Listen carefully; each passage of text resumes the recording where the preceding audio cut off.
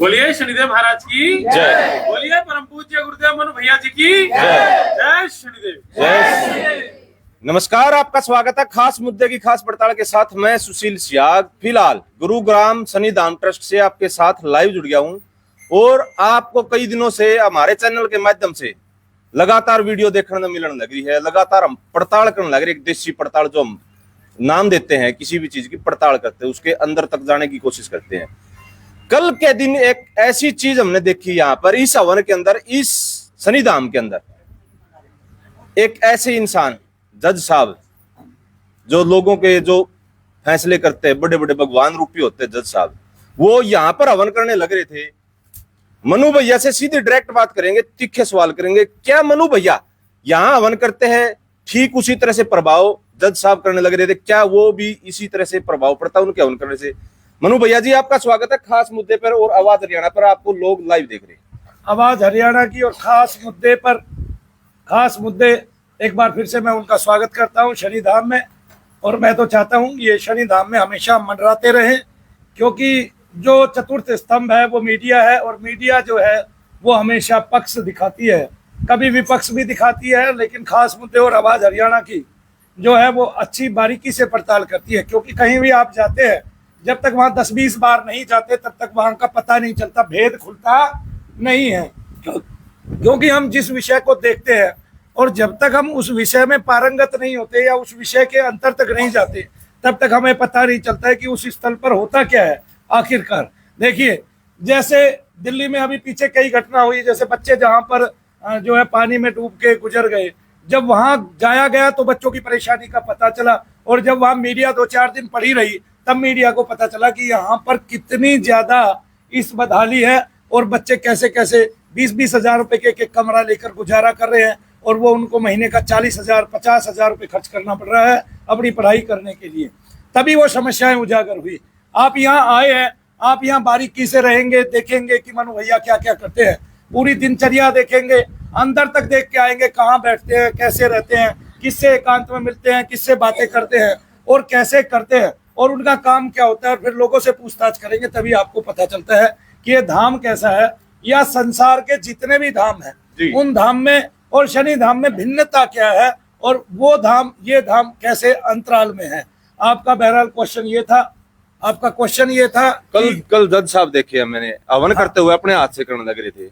आप हवन करते हो, क्या उतना ही प्रभाव पड़ेगा जज साहब जो कर रहे थे? जब जज साहब कर रहे थे यज्ञ तो उतना ही प्रभाव पड़ा। उन्होंने एक एक आदमी से पूछा, क्योंकि जो यज्ञ मैं 5 मिनट में करता था या 10 मिनट में करता था, वो यज्ञ मैंने उनसे 1 घंटा कराया। ठीक है, और फिर ये संकल्प की बात होती है। क्या बात होती है? संकल्प की बात होती है। देखिए, आप जाएंगे लाइब्रेरी में, वहां आपको शून्य सपाट मिलेगा, वहां आदमी को घुसते ही समझ में आ जाता है, क्या कहते हैं कि मुझे यहाँ बैठ के पढ़ना है। ठीक है, आप जाएंगे ऐसे स्थलों पर जहाँ पे लड़ाइयाँ चल रही है, या जहाँ पे क्या कहते हैं, आप तो किसान के उसमें भी गए थे कि जहाँ पे वो एक ही तरह की भाषा बोली जा रही है, तो आप वैसे ही उसमें ढल जाते हैं। बिल्कुल। आप जब यहाँ यज्ञ कुंड पर आएंगे तो यज्ञ की महिमा जान जाते हैं और फिर यज्ञ के माहौल में ढल जाते हैं। और फिर वहां जो रहने वाला है, जिस आदमी ने यहाँ बैठ के 10-12 साल या 20 साल एक धूने पर तप लिया हो, तो फिर उसके जो संकल्प होते हैं वो साथ में काम करते हैं। तो जैसे जज साहब यहाँ आ गए, तब वो जज नहीं थे उस समय, वैसे वो डिस्ट्रिक्ट मैजिस्ट्रेट है, लेकिन यहाँ पर वो जज बनकर नहीं आए, भक्त बनकर आए थे, और वो अपनी पीड़ा लेकर नहीं आए थे, इसलिए वो सफल रहे यज्ञ कराने में और लोगों के दर्द को निकालने में। जी। तो जनता ने, मतलब जनता का जो यहाँ पर जो भगत आए बैठा होगा, उनमें से जैसे वजीर जी बैठे हैं और 1-2 बैठे हैं, वो बता देंगे उनको कल दर्द में आराम आए थे कि नहीं, और आज तक आराम है कि नहीं, उसका प्रभाव आज तक है इन पे। कौन कौन लोग थे यहाँ पर? और एक बार कैमरा मैन रखूंगा, एक बार फोकस करते रहे, इस साइड से बताइए थोड़ा। हाँ जी, हाँ, आपका बेटी ठीक हो गया, कल जज साहब ने इनका यज्ञ किया था, इनकी बेटी ठीक हो गई। इस साइड से कौन था? ये थी, ये बेटिया थी, ये बेटिया। आपके सर में दर्द है अब? कल मेरे यहाँ पे पेट में बहुत दर्द था जब जज साहब ने यज्ञ किया, और उसके बाद से, और तब से मैं बिल्कुल ठीक हूँ। अच्छा, और वजीर जी आप बताएं। वहीं से बैठे, गीता बैठी है, गीता बता दें। वहीं से बैठे बता दीजिए, क्योंकि ये पॉडकास्ट चल रहा है। जी, कल मेरे शिव में और इस कंधे में दर्द। जी, तो हवन हो रहा था, उसके दौरान कुछ आराम हुआ? 75%। वो 75% आज तक भी है ना आराम, जो कल से हुआ था। वो बिटिया एक पीछे बैठी है, गीता बैठी है, बताइए बेटे। हाँ कल, और जब जज साहब ने यज्ञ किया उसके बाद ऐसे आपने ये सरेआम देख लिया, सबके सामने देख लिया। यहाँ बैठ के आप भी यज्ञ करोगे, दूसरों के लिए यज्ञ करोगे। देखिए हमारा संकल्प जब दूसरों के लिए होता है तब आपको सिद्धि मिलती है। भगवान ने जब मुझे दर्शन दिया, कृतार्थ किया, तब मैं ये कहता हूँ कि मेरा अपने लिए कोई लोभ नहीं था। मूल में ये जरूर था कि मुझे कष्ट है, लेकिन मैंने जब शरणागति ली, शरणागति लेने के 6 साल बाद तक मैं लगातार एक ही चीज के लिए जप करता रहा कि मुझे प्रभु का दर्शन हो। हर 40वें दिन मुझे दर्शन होता था, और 1-2 दिन छोड़ के फिर मैं 40 दिन के लिए जप पे बैठ जाता था और एकांत में रहता था। एकांत को ही चुनता था और मौन व्रत धारण करके 40 दिन तक एक कमरे में या एक जगह पे एक स्थल पर रहकर मैं जप किया करता था। और वो जप मैंने हरिद्वार में भी किया है, कोकिला वन में भी किया है। वो जप मैंने बहुत सारे क्या कहते हैं एकांतवास में किया है, बहुत सारे ऐसे फ्लैट्स में किया है जहां पर मैं रहा हूँ। एक तो जमीन के आधा नीचे था, और इसके बहुत सारे गवाह भी हैं। ऐसा नहीं है, क्योंकि मैंने यहाँ आज तक जो भी बात कही है उसका कोई ना कोई आके बाद में प्रमाण दे गया कि हमने वो तथ्य मौजूद थे हम जब वो तथ्य हुआ भैया जी के साथ। तो मेरा कोई भी पहलू ऐसा नहीं है जो अछूता हो और जिसके बारे में किसी को ना पता हो, क्योंकि मैं ग्रस्त भी था तो इसलिए सब जानते भी थे। बिल्कुल। हवन शनिधाम के अंदर होने लग रहा है भैया जी, हवन हर एक के घर में होने लग रहा है।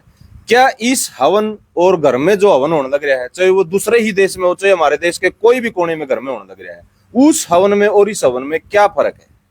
जैसे दिन और रात में अंतर होता है। ये यज्ञ जो है यहाँ पर इस तप भूमि पर जो यज्ञ किया जाता है वो दूसरों की बाधाओं को हरने के लिए यज्ञ किया जाता है। पितरादिक कष्ट, पितृ द्वारा दिए गए रोगों को निवारण करने के लिए किया जाता है। और जो सब लोग हवन करते हैं वो अपना आत्मोद्धार के लिए हवन करते हैं, तो उसका जो लाभ मिलता है वो उसका लाभ जो है वो ब्रह्म स्वरूप की ओर लेके जाता है, आत्म तत्व की ओर लेके जाता है। लेकिन इस यज्ञ का जो लाभ है वो पर्सनल आपके शरीर की ओर लेके जाता है। क्योंकि मैं मानता हूं कि भूखे भजन ना होए गोपाला, पेट नहीं भरेगा तो भजन नहीं कर पा रहे हैं। इसलिए जब तक शरीर में दर्द है तो भी कहाँ भजन कर पा रहे हैं भाई, ये बात तो किसी को पता ही नहीं है। जब आदमी पूर्ण रूप से स्वस्थ होता है तभी उसका भजन होता है, और स्वस्थ होने में जब कामयाबी मिलती जाती है बीच बीच में तब भी उसका भजन चालू हो जाता है, क्योंकि वो देखता है कि हाँ मेरा भजन करने से दर्द में कमी आती जा रही है। तो इसलिए सब लोग यज्ञ करते, वरना तो कोई भी ना कराए ऐसे। और सब अपने घर पे यज्ञ करो, मैं तो ये मानता हूँ। लेकिन अगर आप किसी बड़े उच्चासीन पद पे हैं, आप डॉक्टर हैं और ये देखना चाहते हैं क्या यज्ञ की कीर्ति है, क्या यज्ञ से आदमी ठीक हो सकता है, क्या महर्षि सुश्रुत ने और महर्षि चरक ने ठीक कहा है, या हमारे जितने भी ऐसे महर्षि हुए हैं जिन्होंने रोग आदि का निवारण किया है यज्ञ के माध्यम से, वो जैसे 90 प्रकार के ज्वर हमें पहले ही बताए गए थे, और उन ज्वरों का जिक्र है बाकायदा कई शरममाला मंत्र में है। आपके जितने भी तंत्र ग्रंथ है उनमें कहीं ना कहीं आपको पितृ मुक्ति, पितृ से रोगों से मुक्ति और कष्टों से मुक्ति, वात ज्वर, पित्त ज्वर, कफ ज्वर, इन सब ज्वरों से मुक्ति, और हर प्रकार के ज्वर, जैसे विष वाले ज्वर की आपको किसी चीज ने काट लिया, ततैये ने भ्रण ने काट लिया है, फिर उससे आपको ज्वर आ गया, फिर उससे आपको दर्द बढ़ गए, और उस बुखार में जो है ना आपको मुक्ति मिली। जी, कई जगह हमने देखा है जो पूछा निकलवाते हैं, शाणे सप्टे की बात करा है, जिस तरह से मतलब लोग बोलते हैं गाँव में, या कहीं और धामों में जाते हैं, साधु संतों के पास चले जाते हैं, कहीं कई नाम दे देते बाबाओं के पास जाते हैं, तो दुख जो संकट होते हैं, प्रेत बाधा होती है, जैसे कि प्रेत बाधा का वो कुछ उतारा तार के कुछ मतलब पितरों को भोग दे देते हैं। आप यहाँ पितरों को काटने की, उनको शांत करने की बात करते हैं, उसमें और आप में क्या फर्क है? ये फर्क है कि वो दोनों चीजें नहीं सोचते। वो ये समझते हैं कि जो पितर है वो केवल अच्छा है, जबकि सारे पितर अच्छे नहीं है। जो मर गया वो पितर है किसी का ना किसी का, किसी न किसी के घर का है। हमने दरअसल ये सोच लिया है कि जो मरा है वो मेरे घर का है इसलिए वो पितर है। ये नहीं सोचा कि उसकी योनि बदल गई है, और वो योनि बदलने के बाद वो प्रेत रूप में आ गया है, और जो प्रेत बनाया आपके घर का पितर वो आपको कष्ट देने वाला है। चाहे आप उसको कपड़े पहनाओ, खीर खिलाओ, दूध पिलाओ। तो जब आप कपड़े पहनाते हैं, खीर खिलाते हैं, दूध पिलाते हैं या कुछ और करते हैं, एक पिंडदान से थोड़ी देर के लिए शांति मिलती है, बाकी उसकी योनि नहीं बदलती, तब वो आपके घर में यूं का यूं ही रहता है, उसकी कोई मुक्ति नहीं होती। मुक्ति का कोई साधन नहीं है जब तक आप आत्मपरायण ना हो जाए, जब तक आप आत्मा का अवलंबन ना करें, जब तक आप नाद का अवलंबन करके मन का त्राण, मन को शांति प्रदान ना कर दें, तब तक मुक्ति का कोई उपाय है ही वो होता नहीं। और जब वो होता नहीं तो सारे के सारे एक फॉर्म में, कोई अच्छी फॉर्म में घूमता है या तत्व के रूप में, कोई बुरी फॉर्म में घूमता है। तो जो बुरी फॉर्म में घूमता है वो बिंदु मात्र है, वो काला बिंदु है, वही प्रेत है। दरअसल हमने क्या समझा है कि हाथी तो हाथी जैसा है, मानव भी मानव जैसा है, लेकिन हाथी कभी भेड़िए जैसा नहीं दिखता, ठीक है, मानव कभी जो है कुत्ते जैसा नहीं दिखता। लेकिन हम ये सोचते हैं कि प्रेत आदमी जैसा है, जबकि वो योनि बहुत सूक्ष्म है और वो योनि अलग है मानव योनि से। कभी कोई ये समझे कि ये प्रेत जो है वो मानव योनि है, वो प्रेत योनि है भाई। जैसे देव योनि है, देव एक तत्व ही तो है। जैसे समग्र सृष्टि का जो भगवान है वो एक बिंदु है, क्या है, और उसी की ऊर्जा सब में काम करती है, और सब बिंदु है, सबके अंदर में वही बिंदु है। जैसे आकाश जो है वो ऊपर भी है और नीचे जितने घड़े रखे हैं उनमें भी है, इसी प्रकार से वो बिंदु सबके अंतर में है। और वो, ये मैं बहुत गहरी बात बता रहा हूँ, लेकिन इतने सरल शब्दों में बता रहा हूँ, सबके समझ में आ रही है, मेरे ख्याल से आ रही है ना सबके समझ में। तो हम उस बिंदु से ही आकार लेंगे। वो बिंदु क्या है, वो श्वेत आकार का है, वो बिंदु श्वेत है, आपका आत्मा श्वेत है, लेकिन ये बिंदु ब्लैक है। तो इस प्रकार से दो तरह की ऊर्जाएं उत्पन्न होती हैं। एक क्या होता है, एक कौन सी ऊर्जा होती है, नकारात्मक, और एक होती है सकारात्मक। तो जो सकारात्मक है वो शुद्ध है, वो श्वेत है, और वो भी बिंदु मात्र है, वही तेज कोटि सूर्य के बराबर है। लेकिन जो नकारात्मक है वो काला है, वही शैतान रूप है, और वही शरीर के अंतर में आके बड़ा हो जाता है। एक बिंदु जो आपके यहाँ पर बैठा हुआ है वो आपके पूरे शरीर का संचालन करता है। ये बिंदु जो अनावश्यक रूप से आके आपके सभी प्रकार के यज्ञों को भस्म करता है। कैसे यज्ञों को भस्म करता है, जैसे आदमी खाना खाता है, प्रेत आने के बाद या तो आदमी बहुत ज्यादा खाने लगता है या बहुत कम खाना चालू कर देता है, ये यज्ञ खत्म हो गया उसका। इस प्रकार से उसके सारे यज्ञ रुक जाते हैं, उसका जीवन यज्ञ रुक जाता है, उसका साधन यज्ञ रुक जाता है। यानी कि वो काम करता है लेकिन प्रेत आके बैठ जाता है तो उसका साधन काम करने के लिए बंद हो जाता है। प्रेत ही राक्षस है, ये बिंदु रूप में है, ये आपकी सारी उलझन यही पैदा कर रहा है, और यही मनोविकार पैदा कर रहा है, यही दुनिया भर के दर्द पैदा कर रहा है। और वो दर्द कभी सर में जाता है तो डॉक्टर कह देता है कि भाई आपको क्या है, माइग्रेन है, आपको सर्वाइकल है। वो कमर में जाता है, वो पैरों में जाता है। आपने पीछे जी न्यूज पे एक बहन जी देखी होंगी, हमारा एक प्रोग्राम देखा होगा, वो डॉक्टर सुनने के लिए तैयार नहीं है मैं बता क्या रहा हूँ। हालांकि मैंने हाथ लगाया, उस बहन जी का सारा दर्द गायब हो गया। दूसरी को एक पैर में हल्का आराम पड़ गया और कंधे में आराम पड़ गया, मैंने उसका कंधा दबाया। वहां एक बिटिया थी, वो किसी डॉक्टर की लड़की थी, उसका पिता बार बार कह रहा था कि नहीं तुझे कुछ नहीं हुआ है, तू वहीं बैठ, तू वहीं बैठ, तू वहीं बैठ। वो भी, उसका भी दर्द ठीक हो गया। दर्द ठीक होने के बाद बेशक उसने उसको ये नहीं बताने दिया हो कि मुझे पहले दर्द था, जबकि वो कुछ क्षण पहले कह रही है मुझे दर्द है, और फिर उसको बताने नहीं दिया गया। उन्होंने अपने तरीके से तोड़ मरोड़ के जी एक जो है ना पेश कर दिया। लेकिन फिर भी वहां सारी दुनिया ने देखा कि एक बहन मेरे उसके घुटनों पैरों पर हाथ लगाने के बाद चल पड़ी, और उसको चलने में बड़ा भारीपन महसूस होता था, और वो 2 साल से ठीक से नहीं चल रही थी, और 2 साल से वो दर्द महसूस कर रही थी। तो वो दर्द उस बिंदु का ही था। जो लोग उस तेज बिंदु की कल्पना करते हैं और उसके साकार और निराकार रूप में विश्वास करते हैं, और आजान बाहु देवताओं से कृपा प्राप्त करते हैं और उनको गुरु रूप में पूजन करते हैं, वे लोग उस बिंदु का दर्शन करते हैं। और जो दूसरा काला बिंदु होता है, तब उनके संपर्क में आने से वो जहां वो रहते हैं वो ठहर नहीं सकता, और वो दिन प्रतिदिन घटता जाता है, उसकी घटत आती जाती है, उसकी जो मलिन राशि है वो घटती जाती है, और वो श्वेत राशि में बदलने लगता है। इस प्रकार से उस आत्मा का प्रेत योनि से उद्धार हो जाता है, और फिर वो जो है अच्छी योनियों में आ जाता है, जन्म ले लेता है। तब प्रेत योनि का उद्धार करने के लिए हमें यज्ञ का सहारा लेना पड़ता है। यही है जो राक्षसों को मारता है, यही यज्ञ राम है। जब ये रावण का वध करता है ये यज्ञ, तब रावण जो है, रावण की जो आत्मा है वो भगवान के हृदय में समा जाती है। जी बोलिए शनिदेव महाराज की जय। पितर और प्रेत की बात करी आपने, कितनी पीढ़ी, 100, 200, 500, 400 साल तक के वो प्रेत, वो जो भूत प्रेत जो बताया आपने, पितर बताए, कितने टाइम तक वो शरीर में नुकसान कर सकते हैं। एक ही परिवार में 5 आदमी हो, 7 आदमी हो, 2 भाई हो सके, एक का तो बहुत ज्यादा मतलब मुनाफा होता है, एक बहुत ज्यादा नुकसान हो जाता है। अक्सर ये दुवैत भेदभाव कहते हैं जिसको, ये भी कर सकते हैं इस तरह से। ये इनसे नहीं होता, ये होता है आपके संकल्पों से। एक सृष्टि होती है अच्छे संकल्पों की, जहां बहुत अच्छे संकल्प होंगे वहां ये ठहर नहीं सकते, जा नहीं सकते।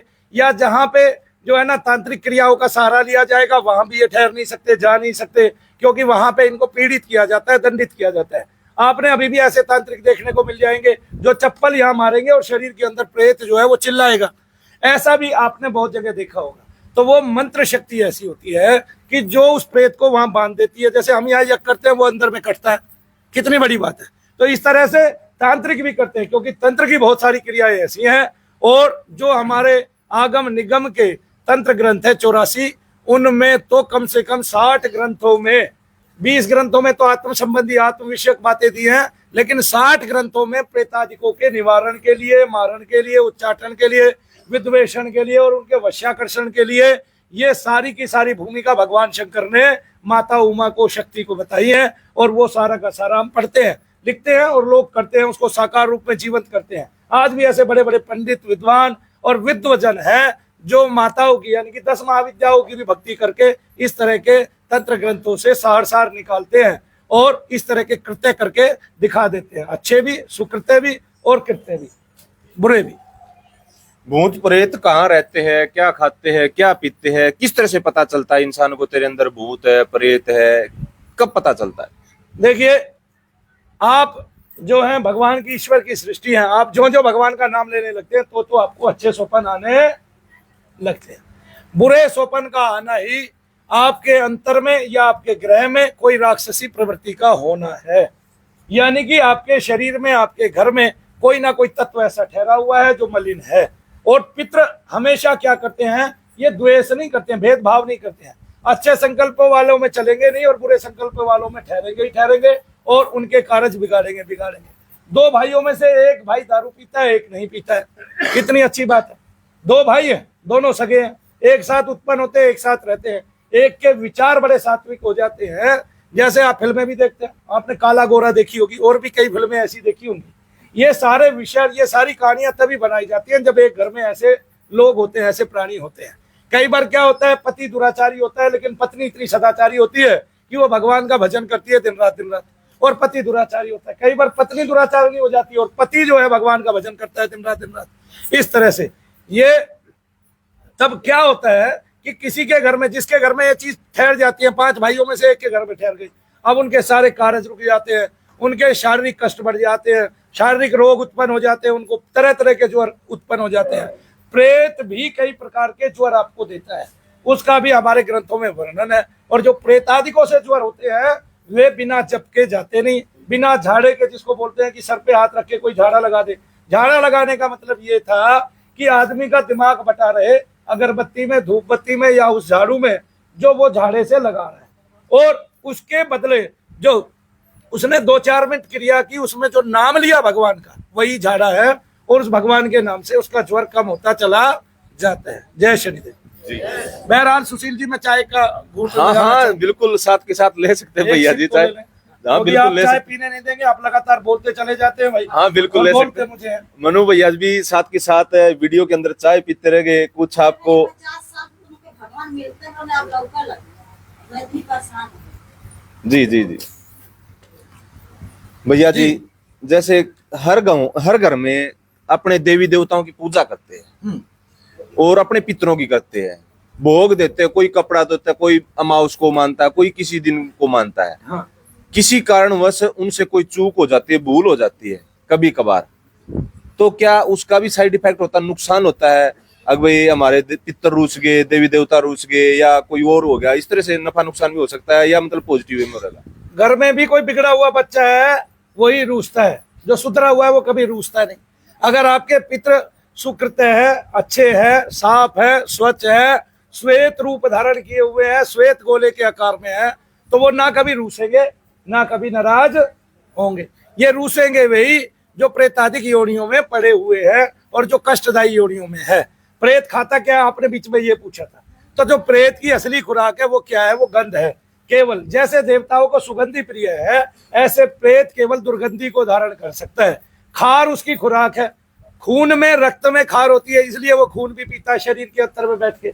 इसलिए किसी में जिसमें प्रेतादिक बाधाएं होती है उनमें खून की कमी होती रहती है। खाना नहीं खाने देते, कई बार अड़के खाना खाते हैं कि बहुत खाना खाते हैं, बहुत खाना खाते हैं, बहुत खाना। दरअसल ये तत्व जो है ये बेचैनी का है, इसमें कभी भी चैन है नहीं, शांति है नहीं।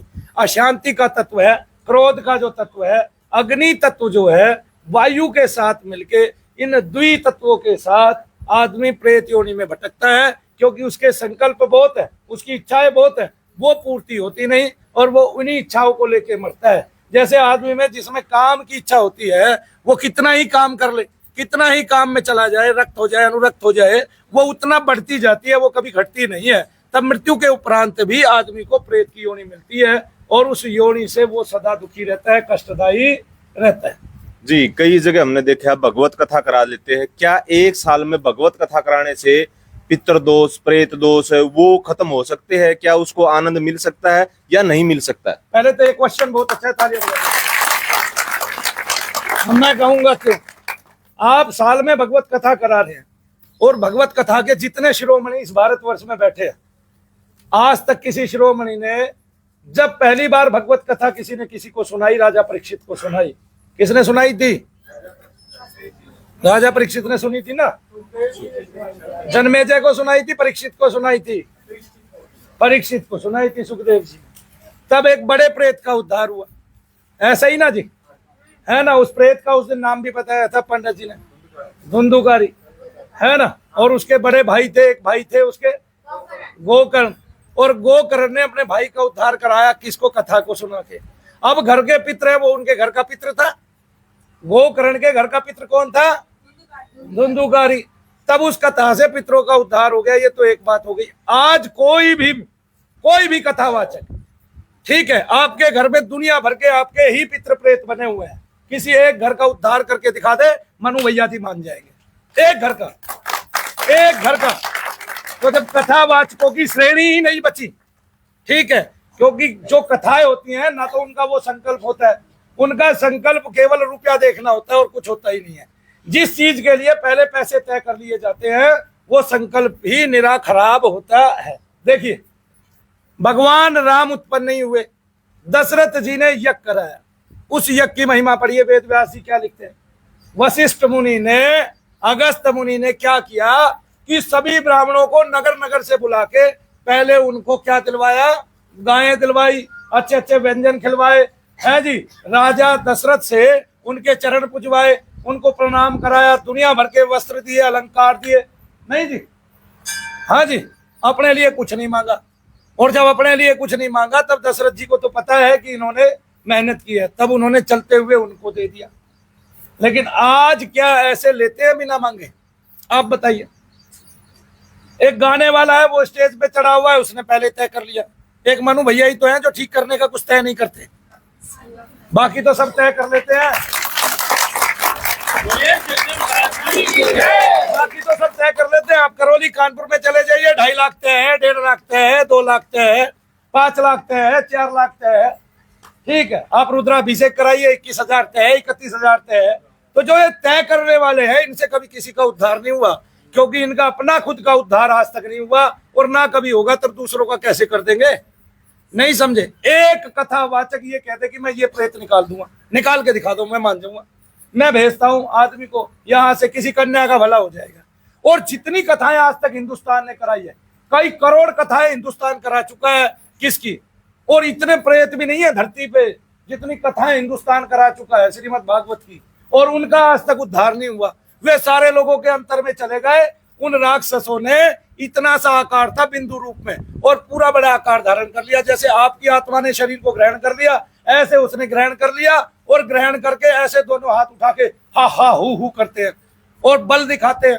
आदमी के काबू में नहीं आते, 5-5, 10-10 आदमी पकड़ के लेके आते हैं, डॉक्टरों के ले जाते हैं। डॉक्टर कहता है डिसोसिएटिव डिसऑर्डर है, सिंड्रोम ये है, ठीक होता नहीं। इंजेक्शन लगाते हैं 4, थोड़ी बहुत देर के लिए बेहोश हो जाता है, बाद में ऐसी स्थिति रहती है तो पता चला आगरा का मुंह दिखा दिया।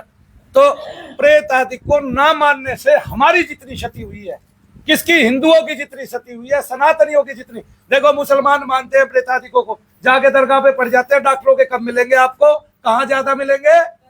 दरगाह पे ज्यादा मिलेंगे, गारंटी है, लिख के देता हूँ, है ना। हम हिंदू ये सोच रहे कि भाई क्रिश्चियन पढ़े लिखे हैं, और वे अपनी हर एक उस पे जाते हैं, हर संडे को जाते हैं और अपने अंतर से ऐसी प्रार्थना कराते हैं। अब देखिए, यीशु मसीह के संकल्प भी प्रेत निकालने के थे, शैतान निकालने के थे, तो वहां जाते ही उनके काम बनने लगते हैं, इसलिए वे लोग स्वच्छ हो गए, वे लोग धनाढ्य हो गए और वे लोग ठीक से कमाने लगे, क्योंकि उनकी बुद्धियों पे प्रेतों का राज नहीं चलता। अब वहां भी इल्लुमिनाती आ गए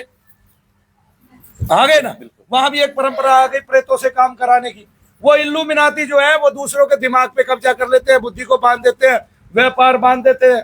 तब उनको यीशु मसीह का सहारा लेना पड़ा और यीशु मसीह ऐसे महामानव, ऐसे पुराण पुरुष और ऐसे भगवान के भक्त, भगवान के बेटे और स्वयं भगवान ईश्वर कह के संबोधित किए जाते हैं, जिन्होंने पहले ही दिन से शैतानों को निकाला। पहले ही दिन से कोई किसी के घुटनों में फंसा हुआ बैठा था, कोई किसी के कंधे में फंसा हुआ बैठा था। एक बात देखिए, फिर वो कहते हैं गांठें खत्म हो गई, ये खत्म, वो तो यहाँ भी खत्म हो रहे हैं। और यीशु मसीह ने जितने आदमियों को उस टाइम नहीं देखा, मैं उससे ज्यादा आदमियों को रोजाना देखता हूँ। नहीं समझे? लेकिन निकाल आज भी शैतान नहीं जा रहे हैं, क्योंकि अब पब्लिक ज्यादा है। मैं यीशु मसीह नहीं हूँ, बस वो हो सकता है इसी काम को और बेहतर तरीके से करते अगर अभी उपलब्ध होते तो संसार को, लेकिन आज भी उनका नाम वैसा ही काम करता है। मनु भैया के जाने के बाद मनु भैया का भी नाम वैसा ही काम करेगा, जिसका जैसा संकल्प है। इसलिए जब कल जज साहब ने यहाँ यज्ञ किया तो वो वैसा ही काम हुआ जैसा मनु भैया करते। आप बता रहे थे फिक्स कर लेते हैं, या पैसे के बलबूते से मतलब फिक्स करने के बाद वो काम नहीं होता, या उन वाक्य में ज्ञान नहीं होता, भक्ति करी नहीं होती, ऐसा कारण क्या है? आप पूरी तरह से नकार रहे हैं, जितनी भगवत कथाएं हुई है तो सारी चीजें नकार रहे हैं, तो उनको ज्ञान नहीं है या पैसा ले लिया इस कारण से वो असर नहीं डाल पाते? क्या कारण है? जब सत्य की आंख में देखते हो तो या तो आपको भय लगता है या सत्य को झूठ बताने की कोशिश करते हो।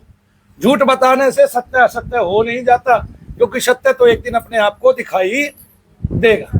ठीक है, बात रही कथाओं की, तो मैं ये थोड़े ना कह रहा हूँ वो कथा नहीं करते, वो कथा करते हैं, लोग सुनते हैं, अपने घर चले आते हैं। तो फिर संकल्प नहीं लेते? जब वो संकल्प लेते हैं तो संकल्प झूठा इसलिए पड़ जाता है क्योंकि संकल्प लिया ही पैसों के लिए गया था। माया तो भगवान को ठग रही है, आपकी तो बात ही क्या है। भगवान विष्णु को देखा है ना, लक्ष्मी जी सामने बैठ के पैर दबा रही है। अब भगवान विष्णु को यही नहीं पता शेष नाग पे सोए, जबकि वो जहर उगल रहा है, शरीर नीला हो गया। नहीं समझे? तो माया भ्रमित करती है, माया लेकिन भगवान की शक्ति है। वो तो मैं वैसे मजाक के तौर पे उदाहरण दे रहा हूं आपको, वो उदाहरण नहीं है मेरा, लेकिन मैं मजाक कर रहा हूं आपसे और बता रहा हूं कि ऐसा लोग जो है भ्रमित हो जाते हैं, जहां आपने माया का स्वरूप धारण कर लिया, आकार धारण कर लिया और माया के चक्कर में पड़ गए, 3-5 के चक्कर में पड़ गए। वहां की कथाएं फीकी है, वहां का जुग फीका है, वहां का पंडाल फीका है, वहां का कथा करने वाला फीका है, और वहां की जो कथा है वो विशिष्ट प्रभाव लोगों पर नहीं छोड़ पाती है। देखिए, एक बार एक कथावाचक को मैं मिला, मैं ये जीवन की सच्ची घटना बता रहा हूं, जीवन की। कभी वो कथावाचक अगर यहाँ आएगा ना शनि धाम में, तो मैं आपको उनके मुंह से ही कलवा के दिखाऊंगा कि हाँ ये हुआ था।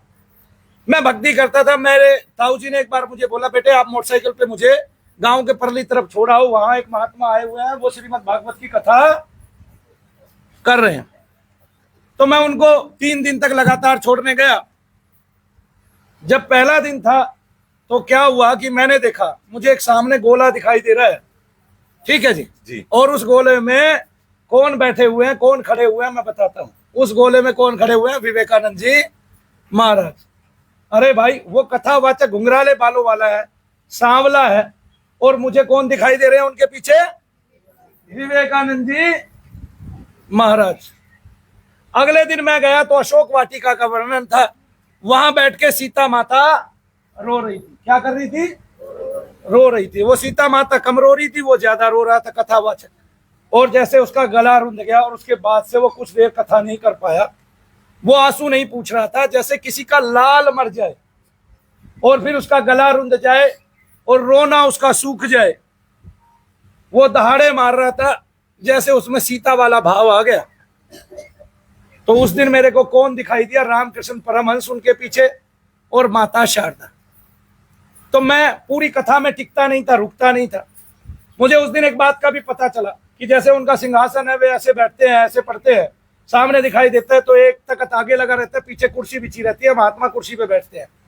उस दिन मुझे पता चला। तो जब वो नीचे उतर के आए तो मेरे ताऊ जी बोले, बेटे तू ही मेरे को ले भी चलिए। मैं बोला ठीक है। जब कथा पूर्ण हुई, वो नीचे उतर के आए तो मैंने उनसे पूछा, महात्मन मुझे, जब वो आगे की तरफ आए तो महात्मन मुझे आपके पीछे पहले दिन विवेकानंद जी दिखाई दिए, दूसरे दिन कौन दिखाई दिए? रामकृष्ण परमहंस और शारदा मां। तो उसने बताया आप मेरे पीछे से घूमे नहीं हो शायद। मैंने कहा नहीं। बोला आप परिक्रमा करके आइए। जब मैं परिक्रमा करने गया तो मैं पीछे खड़ा हुआ, मैं देखता हूँ एक कुर्सी लगी हुई है, सामने एक टेबल है, उस टेबल के नीचे 2 दुराई बनाई हुई है और यहाँ पे 3 तस्वीरें हैं, एक विवेकानंद जी की है, एक माँ शारदा की है और एक तस्वीर किसकी है? रामकृष्ण परमहंस की है। तस्वीरें यहाँ है, मुझे दीवार पे दिखाई दे रही है। बोलिए शनिदेव महाराज की। तो मैंने पूछा महात्मन ये क्या है? बोला मैंने श्रीमद् भागवत कथा रामकृष्ण परमहंस संघ से ही सीखी है और मैं इसलिए कथा करता हूँ। तो मुझे समझ में आ गया वो उच्च आदर्श है। तब मैंने जो वकील जिन्होंने हमारे यहाँ कथा कराई थी, वकील साहब ने, मैंने उनसे पूछा अंकल जी, वो हमारे चाचा लगते हैं, आप बताइए क्या कहते हैं कि ये जो है इन्होंने आपसे कितने पैसे लिए हैं कथा करने के?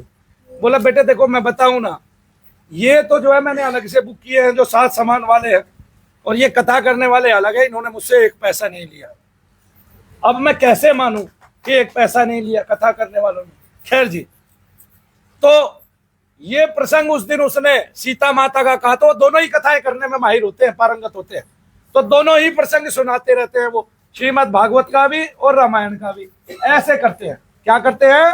रामायण का भी और श्रीमद् भागवत का भी। एक दिन मैं लेके गया तो वहां नहीं, सीता ही स्वयंवर था, तो सीता स्वयंवर चला हुआ था। अब वो जो है नीचे के जो पंडित थे, जो वो गायन बजायन और वो क्या कहते हैं वो कराने वाले थे, वो फटाफट बोले भाई सीता स्वयंवर होने वाला, अपने अपने घर से कल वो लेके आना, क्या बोलते हैं, साड़ियाँ वाड़ियाँ उन्होंने पहले तय कर ली होंगी। लोग वे कर रहे थे और उनको महाराज जी को गुस्सा आ गया और गुस्से के मारे उनके पैर कांपने लगे, हाथ कांपने लगे। तब मैंने कहा आप क्रोध को शांत कीजिए, उनका वही काम है, वो धन बटोरने आए हैं, साड़ियाँ बटोरने आए हैं, सूट बटोरने आए हैं, ठीक है, उनको बटोर लेने दीजिए। तो इसी से आपको पता चल जाता है, अवगत हो जाता है इसी कथा से, मेरे कहने से, कि आखिरकार हो क्या रहा है जी। क्या है? अब देखिए, अब एक कथा कराई जा रही है और उस कथा को कराने वाले शिव पुराण है, उस कथा को कराने वाले राजनीतिक पर्सन है। अब वो वहां वोट के लिए कथा करा रहे हैं। किसके लिए कथा करा रहे हैं? तो उसका प्रभाव क्या पड़ेगा आप बताइए? उस कथा का लोगों पर प्रभाव क्या पड़ेगा? और जो करने आ रहा है उसने कुछ तय कर रखा है पहले से, तो विशिष्ट प्रभाव है क्या कथावाचकों का? कहाँ रह गया? कौन कथावाचक? तो पहले इसलिए महात्मा अगर सत्संग किया करते थे तब क्या वो मांगा करते थे, कोई लोग कुछ दे गए, उसी से उनका क्या कहते हैं अनुष्ठान चल गया, बस जी। पिंड दान करने से क्या फायदा होता है और इस हवन में क्या फर्क है? देखिए, पिंड दान करने से आपको एक ये नहीं पता है कि आपको आपके घर में पितरों का कुछ दोष है कि नहीं है, ठीक है, पंडित ने बताया। आप सबसे बड़ी बात तो ये है कि आपने पंडित से पूछा जी हमारे घर में दोष क्या है, उसने बताया कि आपके घर में पितृ दोष है। क्या दोष है? आपने उन पंडित से, उन्होंने 51,000 में आपका पाठ किया, आपके दोष दूर करा लिया। दूसरा पंडित आया, आपने पूछा कि महाराज मेरे घर में क्या दोष है, उसने कहा जी पितृ दोष है, आपने उससे भी पाठ करा लिया। तीसरे के लिए भी वही दोष बाकी रह गया।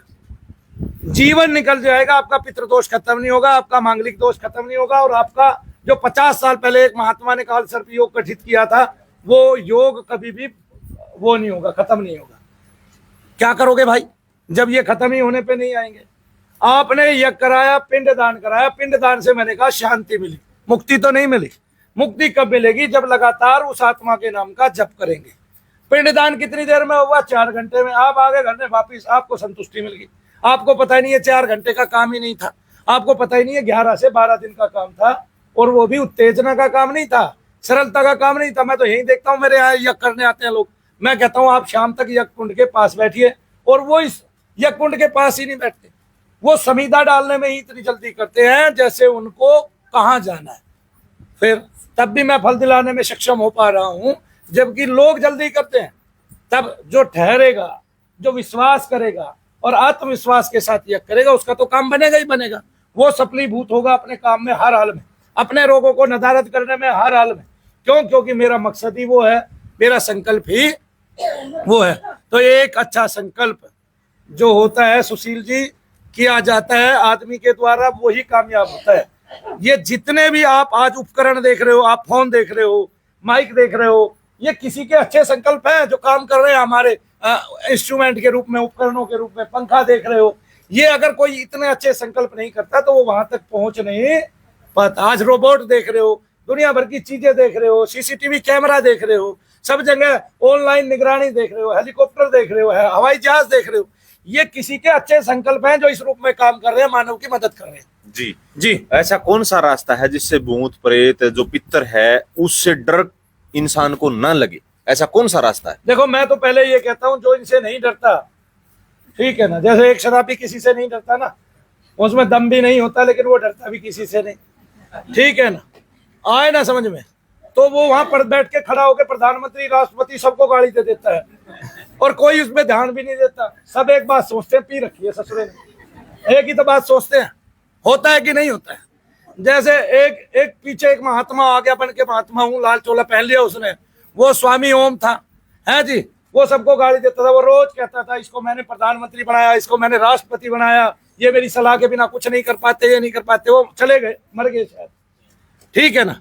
तो ऐसे बहुत लोग हैं जिन पे निरर्थक ध्यान नहीं दिया जाता। और हमें केवल एक चीज करनी है कि हमें इससे डरना नहीं है। किससे नहीं डरना? जो प्रेताधिक हमारे शरीर में आ गया। तो सबसे पहले तो हमने सोचना है क्या ये हमारे शरीर में है, तो पहले हमें लक्षण देखना है। अगर हमें लक्षण दर्द का है, किसका है? दर्द का है, और दर्द हमें बार बार हो रहा है और पूरे शरीर में हो रहा है और वो जा नहीं रहा डॉक्टर की दवाइयों से, तब हमें बैठ के सोचना है आखिरकार ये क्यों नहीं जा रहा। अपनी उम्र देखिए, 60 साल तक, 70 साल तक बिना चोट लगे आपको कोई दर्द होना नहीं। अगर हो रहा है तो चिंतित हो जाइए, और फिर चिंतित होकर क्या करिए, आंख बंद करके ऐसे,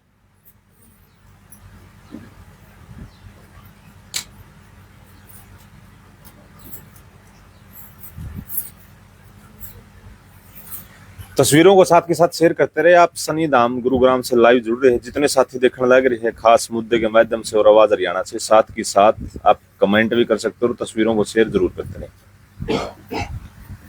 बोलिए शनिदेव महाराज की।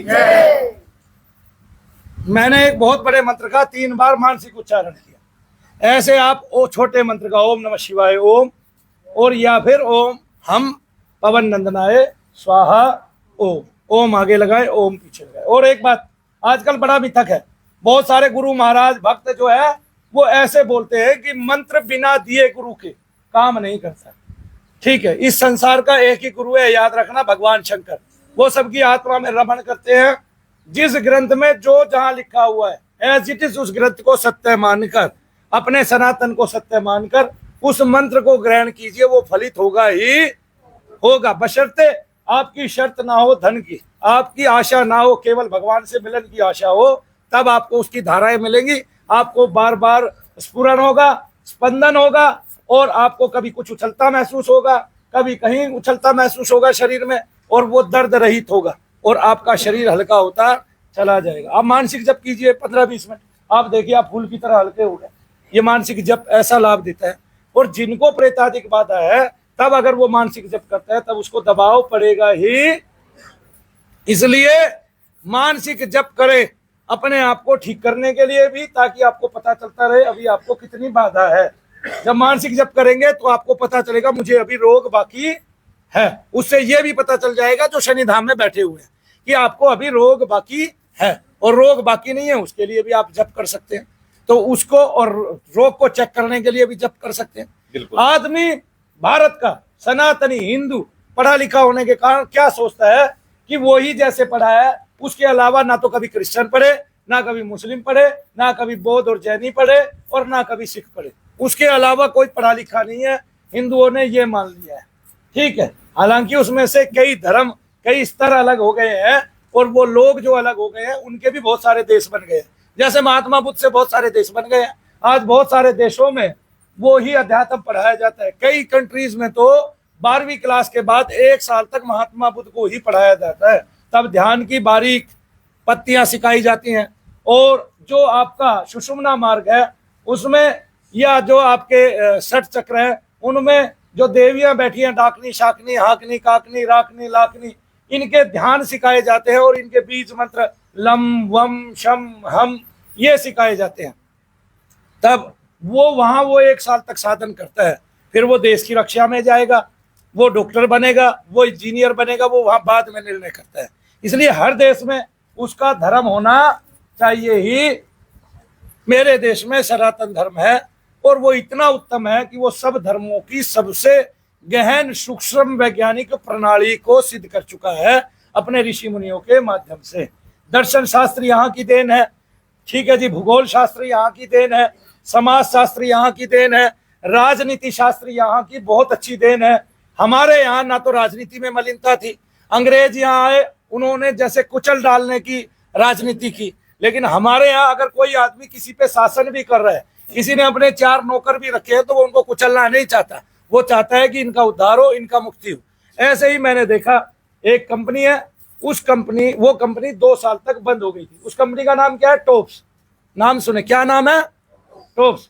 तो उनके यहाँ का एक कर्मचारी मेरी सेवा करने आता था जब मैं क्या करता था साधना के दौरान, साधना काल में, ये 2005-6 की बात है। तब मैंने उनसे पूछा कि भाई 2 साल के लिए कंपनी बंद हो गई थी, आपके मालिक ने आपको निकाला नहीं क्या? बोला जी मालिक का है, वो तो भगवान है। क्या है? आदमी मेरे सामने नहीं, मैं तारीफ कर रहा हूँ। कितनी ऊंची कंपनी है, कितना ऊंचा भाव है उस आदमी का जिसने एक कंपनी चलाई।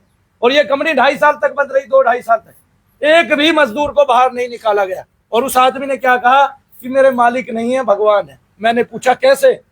बोला सबको घर बैठे तनख्वाह देते रहे और कहते रहे भाई तुमने ही तो कमाया है, तुम ही फिर कमाओगे, मेरा तो मैनेजमेंट है, मैं फिर मैनेजमेंट कर लूंगा। ठीक है, आज आपदा विपदा कुछ पड़ी है तो हम मिलके साथ निभाएंगे। ठीक है, तब कर्मचारियों को ये तक नहीं कहा गया कि मैं 25% वेतन दूंगा या मैं 50% वेतन दूंगा। जबकि अब की बार देखो, इस कोरोना काल में लोगों को भांज दिया गया, बड़ी बड़ी कंपनियों ने सूत लिया, लोगों को चूस लिया, मर्दन कर दिया लोगों का, जैसे वो सबसे बड़े दुनिया के तांत्रिक है। इतने लोगों को हटा दिया, कुछ हद नहीं।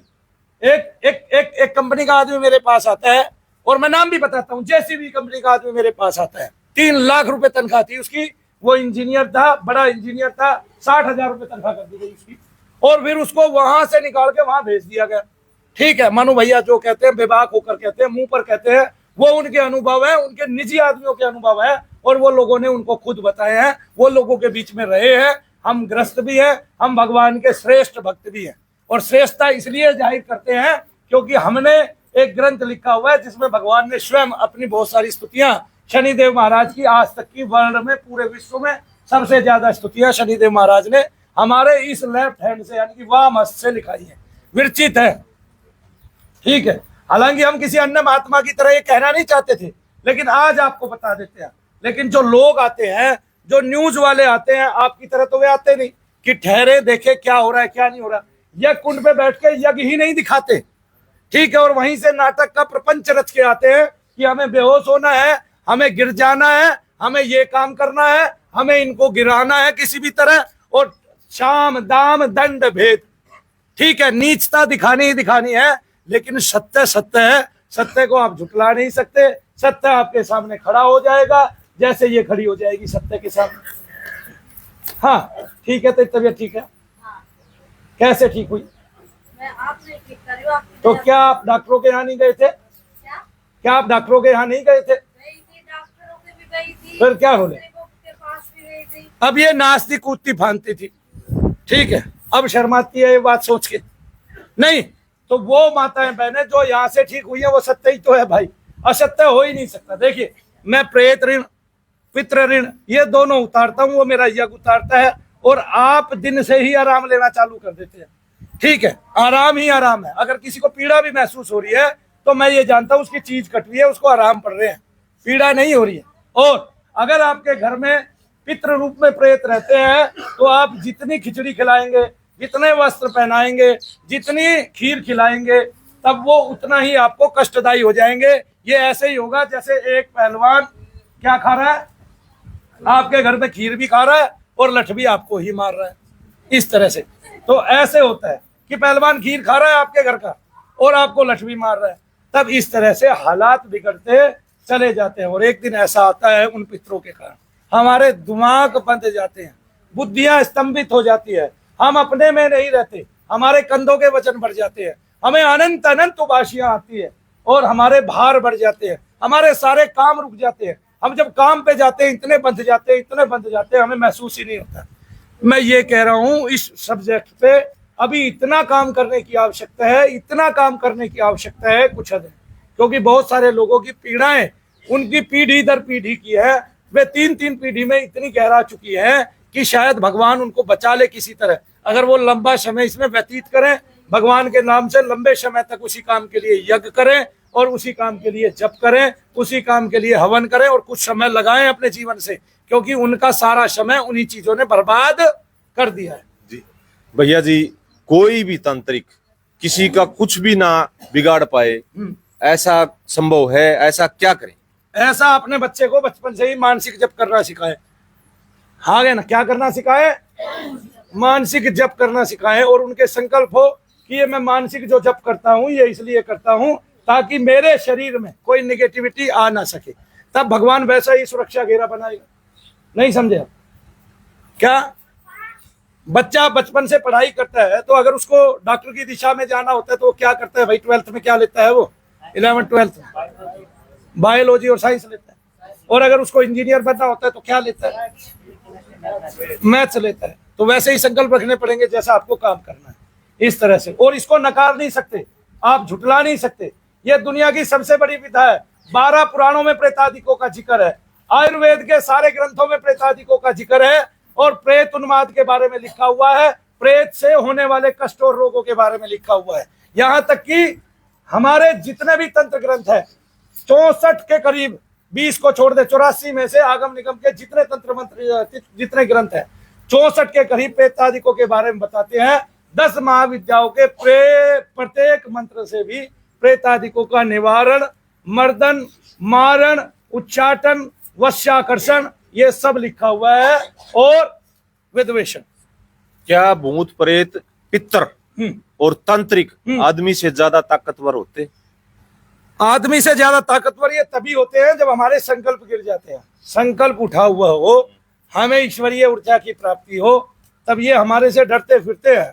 जैसे अभी अगर आप 20 दिन की समस्याएं सुन लो तो जो प्रेत वाला मेरे करीब आता था तो उसके पैर कपकपा जाते थे। क्यों? इसीलिए। आगे ना समझ में? तो इससे हमें ज्ञात होना चाहिए कि हमारे शरीर में दोष तभी घुस सकता है जब हम पवित्र भाव से क्या कहते हैं भगवान की उपासना नहीं करते और भगवान के होते नहीं। हमें सबको भक्ति ही बनना पड़ेगा मनु भैया जैसा। हाँ जी। पूजा करने से दुख होता है या बहुत सारे लोग बोल देते हैं परेशानी होती है पूजा करने से, ऐसा क्यों बोल देते हैं लोग? वो पहले से निगेटिविटी रहती है। जब पूजा करते हैं हम तो वो निगेटिविटी सर पे चढ़ जाती है, भार देती है हमें और हमारे जो भार बढ़ जाते हैं तब हमें वो दिक्कत आने लगती है, उबाशियां आने लगती है। घर पे मलिन पित्र होते हैं तो वो पितृ प्रेत के रूप में होते हैं और एक प्रेत लगभग 33 वर्ष तक इस अवस्था में रहता है। लेकिन क्या होता है, क्योंकि ये कुचक्र के कारण क्या करते हैं, या तो तांत्रिक इनको घुसा देते हैं या ये मोहाकर्षण के कारण अपनों में ही घुस जाते हैं, जिससे इनकी आयु दीर्घ होती चली जाती है क्योंकि इनका भोजन देवताओं वाला हो जाता है। फिर ये हमारे अंदर बैठ के दही लेते हैं, गुलाब जामुन खाते हैं।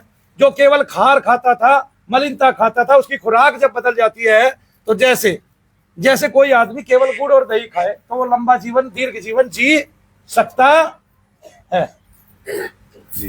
कुछ पब्लिक के कमेंट आ रहे हैं, लाइव चलने लग रहा है। ये कह रहे हैं कि जब कि सब बोलते हैं अल्लाह या जिज की पूजा करने से सब ठीक हो जाता है। भाई ब्लॉक कर दे। क्या नाम है? हाँ जी। दोबारा से मैं कमेंट पढ़ देता हूँ। कुछ पब्लिक के कमेंट आए हैं। जब कि सब बोलते हैं कि अल्लाह या जिज की पूजा करने से सब ठीक हो जाते हैं। दिखाओ मेरे को। ये देखिए, ओ जीसस की पूजा करने से सब ठीक हो जाते हैं। हाँ हाँ, जीसस की पूजा। हाँ जी। पूजा करने से दुख मिलता है, ऐसा क्यों बोलते हैं कुछ लोग, जबकि सब बोलते हैं अल्लाह या जीसस की पूजा करने से सब ठीक हो जाता है।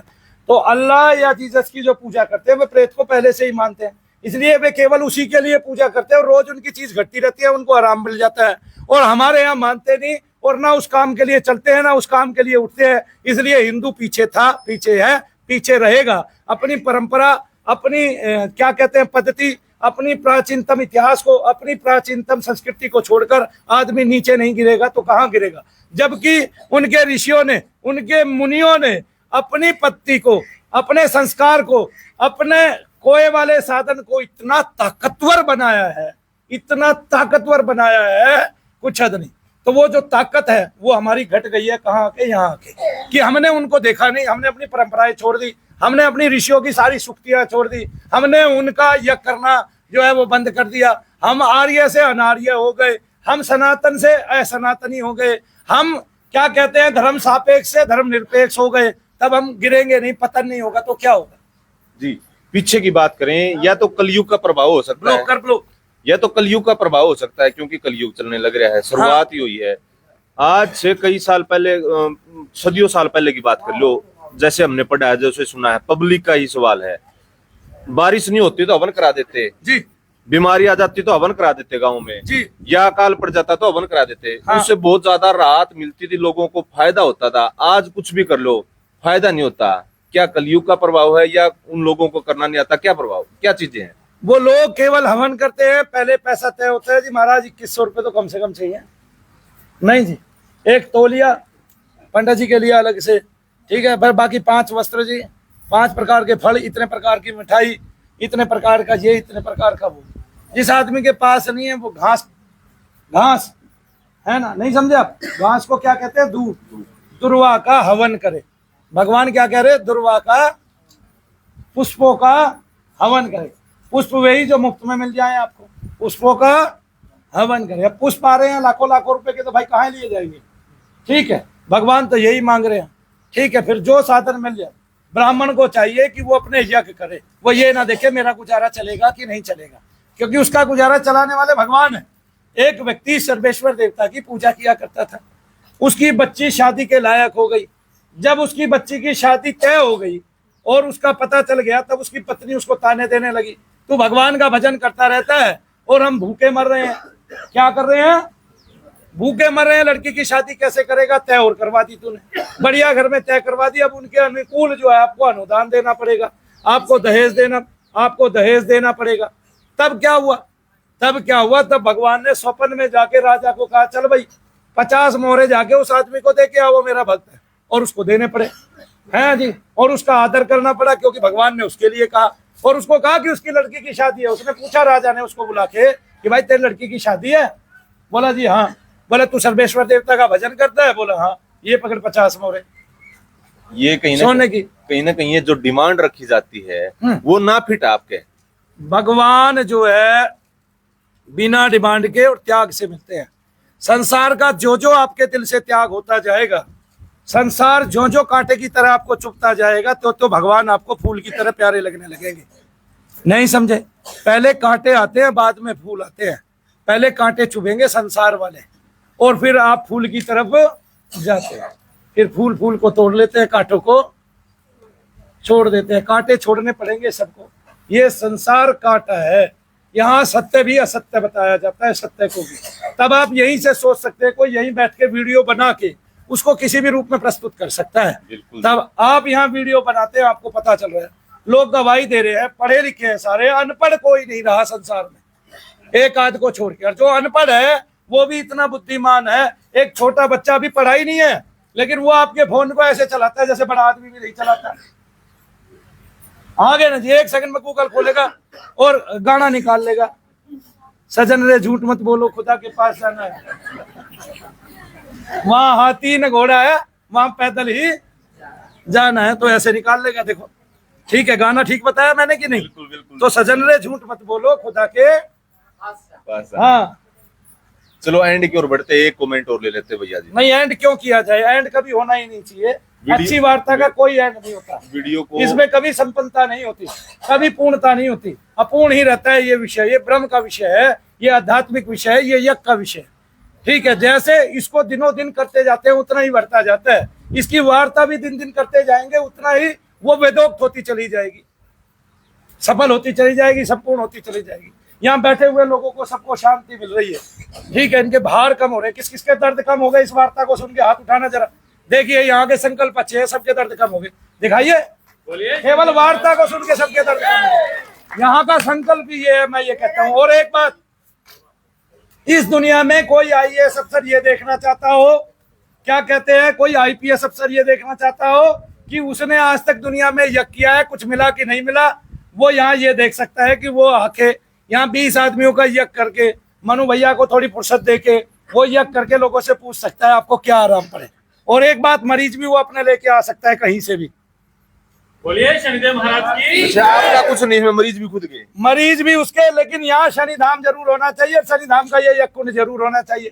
और मैं उनसे प्राणपन से वो कराऊंगा, न्यास कराऊंगा। ओम राम रामाय नमः का, ओम हम पवनंदनाय स्वाहा का, ओम नमः शिवाय ओम का, ओम शम शमिश्राय नमः ओम का। तो वो देखेगा कि वही मरीज जो डॉक्टरों के पास जा रहे थे और जिनको वो लेके आया है, उसके एक यज्ञ से बहुत सारी राहत पा गए। दर्द के मरीज, दर्द हो चाहे कैंसर का भी, वे राहत पा गए।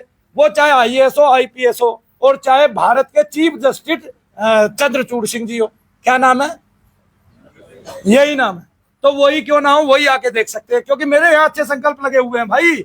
मेरी यही प्रकृति रही है, मेरी प्रकृति ये रही है कि मेरे भारत की बेटी का सर ना घूमे, कोई उसको ये ना कहे कि ये ढोंग है, ढकोसला है, पाखंड है, उसका नाश जाए जो ऐसा कहता है। इतना दावा, इतना चैलेंज, इतने खुले मन से मन्नू भैया क्यों पुकार रहे बार बार, हर वीडियो में देखने को मिलता है। मैं चाहता हूं सत्य सबको दिख जाए, क्योंकि जब तक सत्य नहीं दिखता, हिंदू का विनाश हो रहा है, भारत का विनाश हो रहा है, सनातन खत्म हो रहा है।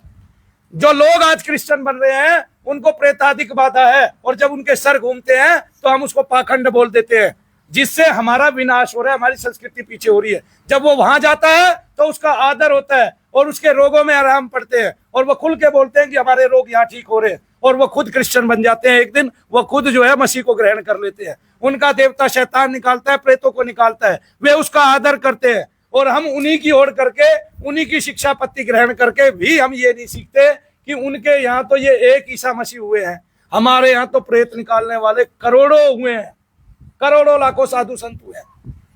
बोलिए शनिदेव महाराज की। कितना जप करने से हमें सुरक्षा कवच मिल सकता है? जब की कोई आवश्यकता नहीं है, बहुत ज्यादा जप करने की भी आवश्यकता नहीं है, ठीक है। हृदय से नाम लेने से, हृदय से जप करने से, मानसिक जप करने से हमें 15 मिनट में ये पता चल जाता है जब हमारे अंदर प्रेत है कि नहीं है, हमें कोई बाहर की चीज है कि नहीं है। तब लोग आज तक यही नहीं समझे हैं भारत के कि मनु भैया चीख चीख के बोल रहे हैं मानसिक जप करो, मानसिक जप करो, मानसिक जप करो, आपको पता चल जाएगा आपको निगेटिविटी है कि, फिर भी नहीं करते। क्या ग्रह दोष भी ठीक हो सकते हैं हवन से, जप से? भाई यज्ञ की महिमा ऐसी है, अगर यज्ञ से आप किसी ऐसे देवता का विस्तार कर रहे हैं, जैसे शरभ देवता है वो ग्रह बाधाओं को दूर करते हैं, धूमावती माता है वो ग्रह बाधाओं को दूर करती है, और कई देवता हनुमान जी हैं वे ग्रह बाधाओं को दूर करते हैं, ग्रह तंत्रों को दूर करते हैं, तंत्र पर मंत्र पर यंत्र को दूर करते हैं। अगर वो हमें पीड़ा पहुंचाने के लिए की गई है तो पीड़ा पहुंचाने के लिए तीनों प्रकार का यूज करते हैं तांत्रिक, वे मंत्र का भी यूज करते हैं, वे यंत्र का भी यूज करते हैं, वे तंत्र का भी यूज करते हैं। तब हमें इन तीनों से राहत पाने के लिए केवल मंत्र से या यज्ञ से हम ये राहत पा सकते हैं।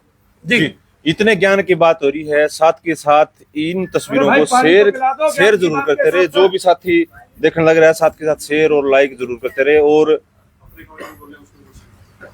अपने कमेंट, जिसके निजी कमेंट है दोनों चैनलों के ऊपर जो भी करना लग रहा है उनके भी साथ के साथ हम ले सकते हैं, वो भी साथ के साथ कमेंट करने का।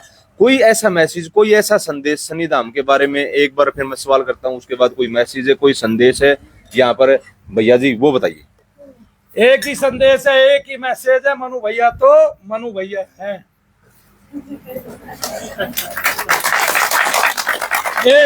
एक ही मैसेज, एक ही संदेश। भारत का कोई भी जस्टिस, चीफ जस्टिस ही क्यों ना आए, भारत के प्रधानमंत्री, राष्ट्रपति ही क्यों ना आए, यहाँ आके यज्ञ करे और लोगों से पूछे, और वे लोग भी किसी एक अन्य हॉस्पिटल के हो जो उनके दर्द ठीक नहीं हो रहे हो डॉक्टरों से, और वो यहाँ बैठ के यज्ञ करे। 1 घंटे के यज्ञ में उनके दर्दों में कमी आएगी, मनु भैया लिख के देते हैं 1 घंटे के यज्ञ में। डॉक्टरों से बड़ा परहेज रखते हो आप, डॉक्टरों के ऊपर ज्यादा। डॉक्टरों के ऊपर इसलिए फेंकता हूं क्योंकि डॉक्टर मानने को ही तैयार नहीं है कि तुम्हारे अलावा कोई और रोग हो सकता है। डॉक्टर को ये समझने को लिए तैयार नहीं है डॉक्टर कि क्या कहते हैं, वो तो ये चाहता है, वो तो हर आदमी से पूछता है, जब तुम्हारी पैसे देने की औकात है तुम हॉस्पिटल क्यों नहीं जाते, जब तुम्हारी पैसा देने की औकात है तुम हॉस्पिटल क्यों नहीं जाते। और उसकी नालायकी ये है कि वो ये नहीं जानता कि ये 25 लाख दे के आ चुका है, इसका घर बिक चुका है, इसका मकान बिक चुका है, इसके गहने बिक चुके हैं, वो ये जानता नहीं। और सबको एक ही बात कहता है, जब तुम्हारी औकात है, औकात है, औकात है। और ये शब्द तुम जी न्यूज पे भी देख सकते हो, मनु भैया के साथ जो बहस कर रहे थे कि तुम्हारी औकात है, तुम्हारे उसमें है, क्या कहते हैं, तो तुमने डॉक्टर को क्यों नहीं दिखाया? तुम्हारे टेस्ट होंगे, फिर ये होंगे, फिर ये होंगे। और फिर डॉक्टर कहता है कि ये तुम्हें टेंशन से घुटनों में दर्द है। और फिर महिला बहन कहती है कि टेंशन से घुटनों में दर्द भी होता है क्या? है जी, नहीं समझे? ये डॉक्टर प्रेत क्यों नहीं मानते? प्रेतवादा है भाई, आधा व्यवसाय खत्म हो जाएगा, आधा व्यापार खत्म हो जाएगा, आधे से ज्यादा। रोग कितने, रोगी कितने? भारत में 56% रोगी है, 16% ही डॉक्टरों के मरीज है, 40%, वो 16% भी करोड़ों में जाते हैं भाई। और 40% लोग बिना बात के डॉक्टरों घिरे हुए हैं। ये लोग कभी ना कभी दवाई खा चुके हैं। कौन कौन लोग दवाई खा चुके हैं भाई, पता नहीं। अब इनके पैसे गिन लो आप, इन्होंने कितने कितने लाख रुपए की दवाई खाई है, तब पता चलेगा कई करोड़ रुपए की दवाइयां यही लोग खा चुके हैं जो यहाँ बैठे हैं। साल की पुरानी बीमारी थी, गुरुजी मरी। हाँ अरे मैंने हो गया 20-22 दिन महीना का नेड़ हो गया हमने। हाँ, गोली खाई है? अरे एक गोली भी नहीं खाई है, हमारा आराम। पहले कितने खाती थी? नुए कौन मेरा पंजाब सरदार सर सारा देश में घूम गए थे, शाना के डॉक्टर के। एक बार वे लोग हाथ खड़े करेंगे, दवाइयां छोड़ दी। दवाइयां छोड़ दी जिन्होंने, शनि धाम में आने से हाथ, दोनों हाथ खड़े कर। ये देख लो कितना कितना रुपया मैं बचा रहा हूँ भारत का। ये मेरे गरीब भाई बहन है, मैंने गरीबी देखी है, मैंने वो कष्ट झेला है, इसलिए मैं इनका दर्द नहीं देख सकता। ठीक है, और फिर मैं भगवान का भक्त हूँ, क्योंकि भगवान ही क्या है? करुणा में है, दया में है। भगवान का ये धर्म है, जो अल्लाह अकबर कहते हैं, वे अल्लाह अकबर की बात भी सुन ले। क्या लिखा है उनके लिए कि अल्लाह क्यों महान है? क्योंकि वो दयावान है। अल्लाह अकबर का मतलब ये होता है कि अल्लाह दयावान है और सबसे बड़ा दयावान है, ऐसे वो बोलते हैं वो लोग। उसका मतलब ही है। तब हमारा भगवान दयावान नहीं है क्या? हमारे हनुमान जी दयावान नहीं है क्या? करुणावान नहीं है क्या? तो जो ममतामयी है, जगत कारणी है, जगत परशुआ है, जगत वाहिनी है, वो दुर्गा माता, क्या उनमें ममता करुणा दया है नहीं? एक बात, डॉक्टर कभी ये क्यों नहीं सोचता कि लोगों के रोगों में मंदिरों में जाने से, भक्तों के यहाँ जाने से आराम क्यों पड़ रहे हैं? अगर शारीरिक रोग है तो मैं ये कहता हूं कोई ठीक नहीं कर सकता डॉक्टर के बिना। लेकिन अगर शारीरिक रोग नहीं है, प्रेतादिक रोग है, पित्रादिक रोग है, तो डॉक्टर के यहाँ ठीक नहीं हो सकते। डॉक्टर 10,000 वर्षों तक, 10 करोड़ वर्षों तक, 10 सहस्रों वर्षों तक, 10 लाख सहस्रों वर्षों तक कोशिश कर ले, तब भी नहीं हटा सकता। मानेगा वो है नहीं, क्योंकि उसमें अभिमान है, अहंकार है। उसने एक पढ़ाई की है, वो उसी को सब कुछ मानता है। उसने वही किताब देखी है, ना उसने चरक संहिता पढ़ी और ना उसको पढ़ने की जरूरत, ना उसने आयुर्वेद को पढ़ा कभी, जिसमें ये विषय लिखा है प्रेतोन्माद। और प्रेत को जब उन्माद होता है तो उन्माद शब्द की व्याख्या पढ़ लीजिए आप, उन्माद किसको कहते हैं। ठीक है, तब वो 10-10 को उठा के भाग लेता है। जगत गुरु की बात कर लेते हैं। ये राम भद्राचार्य जी जगत गुरु कहलाते हैं अपने आप। हाँ जी। वह प्रेत को क्यों नहीं मानते? क्या कारण है? किसी भी मरने पर मतलब पितर कर्म क्यों नहीं करते वो? देखो, आपने ये कहा राम भद्राचार्य जी जगत गुरु है, मैंने प्रणाम भी कर लिया जगत गुरु मान के, लेकिन मैं अब मान नहीं रहा। पूछो क्यों ना मानने का कारण? जिनके एक शिष्य है, जिसको वो कहते हैं ये मेरा शिष्य है, बागेश्वर धाम वाले पीठाधीश्वर, नहीं जी, धीरेन्द्र कृष्ण शास्त्री जी, वो रोज प्रेत निकालते हैं और ये कहते हैं मैं प्रेत मानता नहीं। तो भाई फिर उनकी पीठ कहाँ थपथपाते हैं, उनको शाबाशी कहाँ दे रहे हैं? नहीं समझे आप? और फिर रामायण क्यों पढ़ाते हैं लोगों को? फिर हनुमान चालीसा को क्यों पढ़ाते हैं? भूत पिशाच निकट नहीं आवे, महावीर जब नाम सुनावे। और एक बात, दुनिया का भूत पिशाच है, ये ही चालीसा सुना के किसी का निकाल के दिखा दो। यानी कि वो काम तो कर रहे हैं, डायरेक्ट नहीं तो इनडायरेक्ट कर रहे हैं जी। काम तो क्या है कि उनका शिष्य ही कर रहा है ये काम, जिसको वो अपना शिष्य बता रहे हैं। तो मैं भी तो शिष्य हो सकता हूँ ना, फिर मैं अलग कैसे हूँ भाई दुनिया से, जब मैं वही काम दुनिया में सबसे खूबसूरती से कर रहा हूँ। आए और देखे मेरी खूबसूरती क्या है। ये यज्ञ है, ये यज्ञ है और ये जप है जो दिव्या से किया जा रहा है कि नहीं है? है। और सबसे बेहतर तरीके से और सबसे ज्यादा करके दिखा रहा हूँ। जो वहां ठीक ना हो यहाँ ठीक हो। यहाँ आए मेरे पास, बोलो कितने लोग आ चुके हैं शनिधाम में आज तक? बहुत लोग आते हैं, आते ही रहते हैं। बताओ कहाँ से नहीं आया आज तक? कोई महात्मा ऐसा नहीं है जिसके पास का, जिसका शिष्य आज तक ना आया हो मेरे पास। हमारे साथ भी पंजाब जलंधर का आया था एक छोरा, बोले हमने दे रखा संविधान का, हाँ भाई हम जाओ हमारे 7 साल। एक आइडिया एस्टिमेट होता है 1 लाख 2 लाख 5 लाख 10 लाख करोड़, मतलब जब से साल में जब से मैं काम कर रहा हूँ 2015 से 2.5 लाख लोग जो है हर माह मेरे पास आ रहे हैं। हर महीने 2-2.5 लाख लोग आते हैं। नहीं, हर महीने नहीं, ये मेरे ख्याल से साल में ऐसी एवरेज है, एक साल की एवरेज ऐसी है। तो मान लिया मेरे पास 20 लाख लोगों के चले गए, तब बहुत है भाई। 20 लाख लोगों में से मान लिया जिनको प्रेतादिक बाधा थी उसमें से 2 लाख लोग ठीक हो गए। मैंने 40,000 वीडियो बनाई है और बहुत सारे ठीक हुए लोगों की वीडियो नहीं बनती है, सब जानते हैं। ये केवल उत्तमता से 5% लोगों की वीडियो बनती है, 10% लोगों की वीडियो बनती है, या जो सामूहिक बन जाए वो बनती है। ठीक है, तब आप 40,000 वीडियो को झुठला सकते हो क्या? यही बता दीजिए। आप 40,000 वीडियो, कोई न्यूज चैनल वाला, आप तो खैर आपका तो वो है ही नहीं स्वभाव, ना आपका वो काम है। जितने बड़े बड़े न्यूज चैनल वाले हैं वे रात दिन झूठ बोलते हैं, वे भी 40,000 वीडियो एक साल में नहीं बना सकते, खूब चिक्के जोर लगा ले। ठीक है, जबकि उनके 1,000 कम से कम वे माइक लिए हुए लोग घूम रहे हैं मार्केट में, 1,000 आईडी लिए हुए एंकर जो बोलते हैं जिनको। फिर तो 40,000 वीडियो कोई कैसे बना लेगा? झूठी बना लेगा भाई, बताओ आप मेरे को। और इतने लोग लेके कहाँ आएगा? लोग कहते हैं ये अपने ही लोग प्रस्तुत करते हैं, अपने ही लोग। तुम आ जाओ भाई, तुम ले आओ लोग, कहाँ से लेके आओगे? मैं तो कह रहा हूं ना, आपने सुशील जी देखा होगा, अकेले मनु भैया ऐसे थे जिन्होंने डॉक्टर को चैलेंज किया कि आपके यहाँ जो भी 10 साल पुराना पेशेंट है, और यहाँ क्या कहते हैं, जी न्यूज के ड्राइवर की माँ को यहीं से दूर से ठीक करके दिखा दिया। और वो ड्राइवर आए मेरे पास, अगर उसकी माँ ठीक नहीं हुई है तो पूर्णतः ठीक करूंगा, क्योंकि मैंने उसको कहा था 8 बार लेके आओ। और मैंने वो माता भी आए मेरे पास जिसने अपने बेटे को यहाँ देखने के लिए भेजा था, और जो जी न्यूज पे मिली थी उस दिन जिसको ठीक किया था, अगर वो ठीक नहीं है तो परमानेंट सदा के लिए ठीक करता हूँ। आए मेरे पास, अगर आराम उसको नहीं पड़े, वैसे तो मेरी गारंटी है वो 4 साल तक ठीक रहेगी। 4 साल तक डॉक्टरों को मैंने चैलेंज कर दिया, इनका फोन नंबर ले लो और इनसे फोन करके पूछते रहना कि आपको आराम है कि नहीं है। ये मनु भैया का संकल्प है। 4 साल मतलब लोग 4 साल आ जाए वो, और वो कहे नहीं है। चलो लास्ट में कोई लोकेशन है यहाँ की है, किस दिन आना है, किस दिन छुट्टी है? हर रोज आना है, हर रोज, कोई छुट्टी नहीं है, हर रोज आना है, एक भी छुट्टी नहीं। आप कभी भी आ सकते हैं। ये शनि धाम है प्यारो, और जो परीक्षा लेने आए हैं वो खुद आके यज्ञ करे, और वो अपने वो भी ले आए, मरीज भी ले आए, यहाँ बैठ के यज्ञ करे। मैं वो कराता हूँ अपने हाथ से संकल्प, वो यज्ञ करेगा, मैं अंदर जाके सोऊंगा, बर्फी खाऊंगा, और वो 1 घंटे बाद पूछ ले कि जो लोगों ने हवन किया उनको दर्द है क्या शरीर में।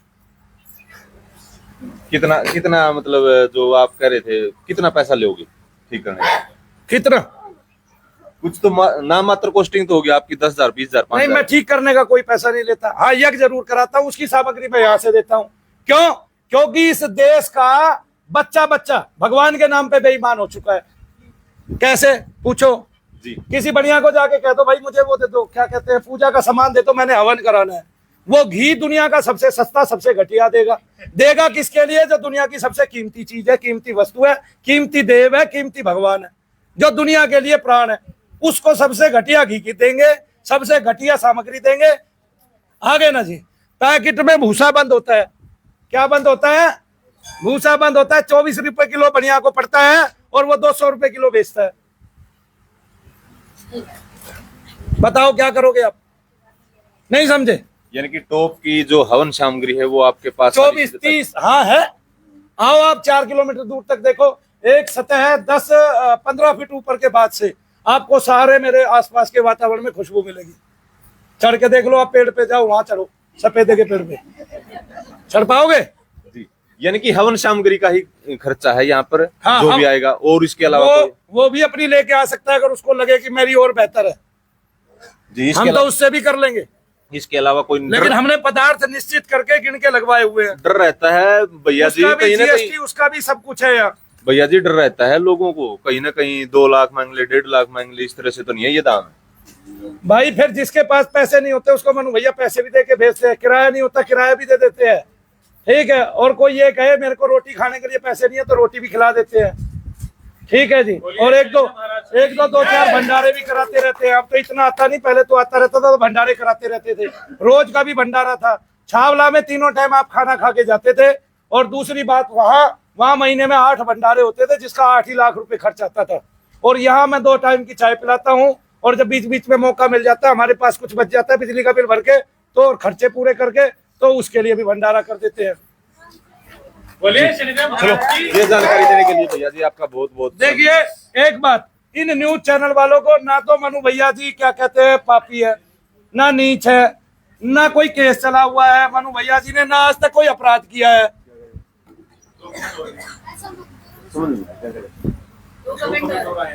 दो कमेंट हो रहा है। चलो हाँ जी, ना किसी की किडनी बेची है, ना किसी के शरीर के अंग निकाले हैं, केवल यह किया है, जाप किया है। आदमी को एक आध थप्पड़ घूसा तो लगा दिया हो गुस्से में, ये बात तो है भाई, ठीक है कि नहीं? हाँ जी, हाँ भूत को लगाया वो भी मैंने तो, मैं और मेरा किसी डॉक्टर से भी कोई पंगा नहीं है। उल्टा कम से कम 20 डॉक्टर मेरे पास आते हैं और अब की बार मैं ये काम डॉक्टरों से ही कराऊंगा, मेरी गारंटी है, लिख के ले लो। मेरे यहाँ आके डॉक्टर हवन करेगा और लोगों को ठीक करेगा, ये लिख के देता हूँ मैं। बेशक चाहे उसका रजिस्ट्रेशन कैंसिल हो जाए, तब हम उसको यहाँ का डॉक्टर बना के छोड़ेंगे। बोलिए शनिदेव महाराज दो कमेंट है यहाँ से। एक कह रहा है बड़े बड़े महात्मा प्रेत बाधा होने पर ये बोल देते हैं राधा राधा जपो ठीक हो जाएगा, और प्रेत में भगवान को देखो तो वो भगवत स्वरूप हो जाता है। इस पर नई नई कहानियां बता देते हैं, इस पर विचार बताए। भाई एक बात बताइए, जो जो काम करता है उसको वही काम साजता है। कुम्हार से आप मिट्टी के बर्तन के अलावा, ठीक है जी, कुम्हार से आप जो है गाड़ी के टायर में पंचर नहीं लगवा सकते, कोई लगा दे वो बात अलग है, थोड़ा बहुत सीख के। लेकिन कुम्हार से आप जो है ना रेडियो नहीं बनवा सकते, टीवी नहीं बनवा सकते, फोन का काम नहीं करा सकते। जो जो काम करता है शुरुआत से वो उसी काम में पारंगत होता है। राधे राधे जप के भी भगवान की प्राप्ति होती है, और ओम सम शनिश्चाय नमः जप के भी भगवान की प्राप्ति होती है। ईश्वर का प्रत्येक स्वरूप बड़ा है, छोटा कुछ नहीं है, बशर्ते उसको वही समझा जाए, ठीक है। जब आप जो देवता का भजन करते हैं, आप जैसे शिव का भजन करते हैं, शिव का जप करते हैं, तो पूरे शरीर के अंदर न्यास करते हैं और अपने शरीर को ही शिव का शरीर मानते हैं। इसलिए भगवान भी स्वयं कहते हैं, आपने 10 करोड़ मंत्रों का ओम नमः शिवाय ओम जाप किया तो आप साक्षात शिव स्वरूप हो जाते हैं। तो फिर कहते क्यों है? अगर झूठी बात है तो भगवान तो झूठी बात नहीं कहते। तुम तो कह सकते हो भगवान की, तो मैं ये मान ही नहीं सकता कि भगवान का भी झूठ बोलेंगे। नहीं तो 10 करोड़ मंत्रों का जाप करो, आप शिव स्वरूप हो जाओ। जो राधा राधा जपता है वो राधा को पालेगा। भगवान के जो जिस प्रकृति को, जिस स्वभाव को जपेगा वो उसी स्वभाव को ग्रहण कर लेगा, उसी स्वभाव को पालेगा।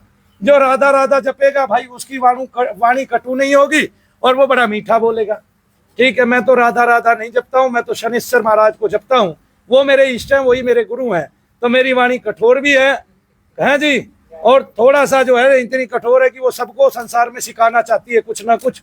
और वो भी वो जो छोटा छोटा है और जिसको हमने भांस दिया है, जिस हम मार्ग के पथिक थे, हमने अपने पथ से हटा लिया है अपने पैरों को और नए पथ बनाने की कोशिश कर रहे हैं। वो सारे कटीले हैं, उनमें झाड़ झंकाड़ है। यूं मान लो पिता ने कहा बेटा पहाड़ पर मत चढ़ जियो, गिर जाएगा।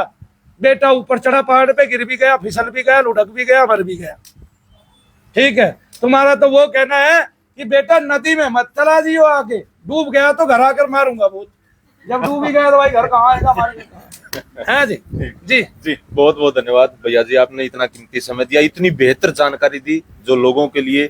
लोग और भी जानकारी मांग रहे हैं, मैं बता देता हूँ क्या मांग रहे हैं। आपने राम भद्राचार्य जी के बारे में पूछा, जगत गुरु कहलाते हैं। जगत गुरु ने ये नहीं माना कि प्रेत है कि नहीं है, वो कह रहे नकार है कि ना तो भूत प्रेत को मानता नहीं। हम उनको नकार रहे हैं कि वो जगत गुरु भी नहीं। बोलिए शनिदेव महाराज की जय।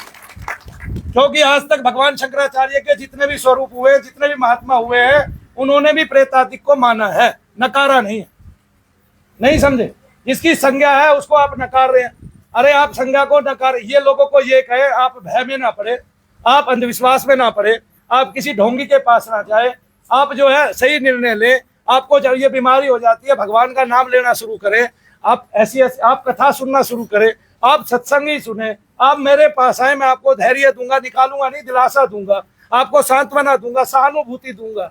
ये क्या कहना होते नहीं है। और जिसके शरीर में प्रविष्ट है, जिसके बाल खुले होके घूम रहा है, ठीक है, जिसको पता ही नहीं चल रहा है, अपने पति से लड़के अपने वस्त्र फाड़ दिए, वो उसकी कौन खबर लेगा? जब फिर जगत गुरु होने का फायदा क्या, जब जगत गुरु को यही नहीं पता कि इस औरत को क्या बीमारी है, इस माँ बहन बेटी को क्या बीमारी है। मेरा तो मानना ये है, कल भी एक लड़के को बुला रखा था, कम उम्र का था वो, और वो भक्ति करता है, शायद उसके यहाँ लोग आते हैं न्यूज नेशन वालों ने। तब उसको एक धर्माचार्य ये कह रहा कि गुरु कोई पैंट में घूमते हैं, गुरु कोई नंगे घूमते हैं। अरे महामूर्ख धर्माचार्य, गुरु जो है वो बहुत सारे तो वस्त्र ही नहीं पहनते हैं। जैनियों के गुरु वस्त्र नहीं पहनते, पहनते हैं नहीं।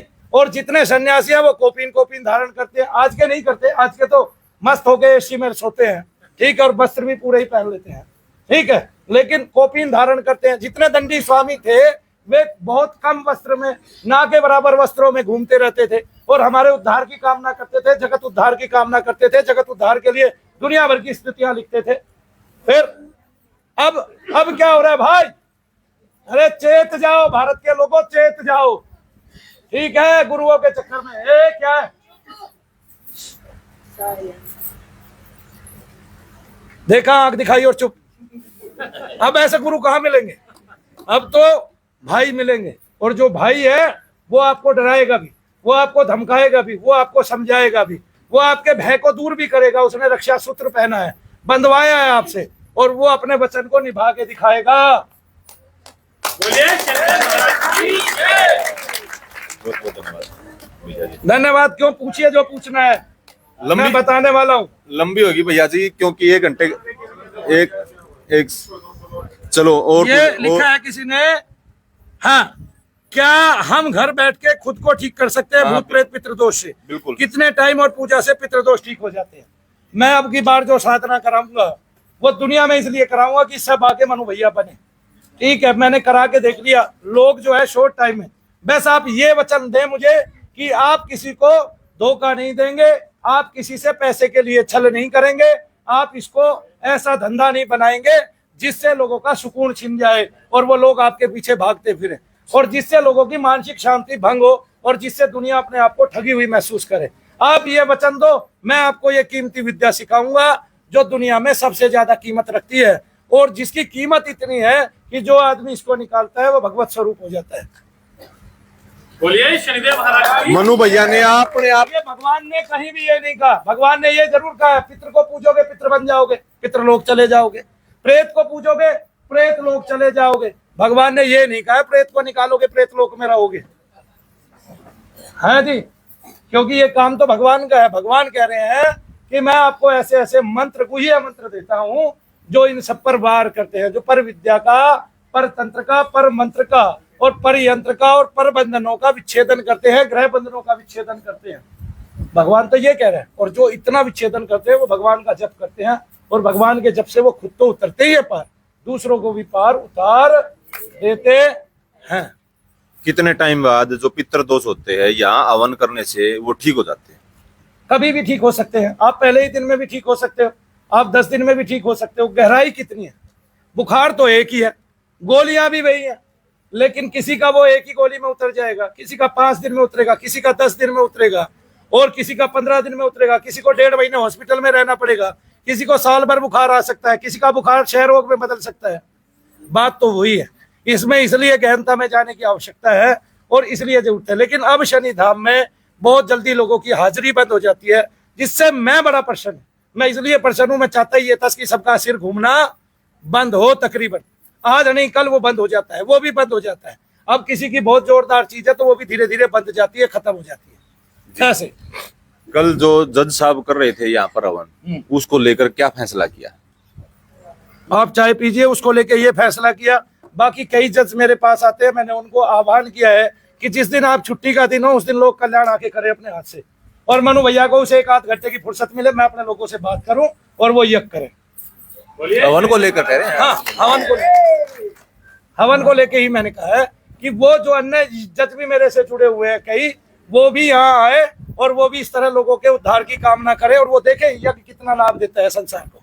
जी, मनु भैया इतने पावरफुल है, इतनी मादा रखते हैं, खुला चैलेंज देते हैं, क्यों ना पूरे देश के अंदर अलग अलग स्टेटों में जाके दुनिया को अवेयर किया जाए, दुनिया को बताया जाए, दुनिया को सिखाया जाए। पहले बड़े बड़े लोग आएंगे यहाँ हवन करके देखेंगे, ठीक है। फिर मैं गौ माता में 2 माताओं की भगवान की आज्ञा के अनुकूल, भगवान परशुराम की आज्ञा से, परशुराम 40 लिखी है मैंने, मैं थोड़ा सा सुना देता हूँ।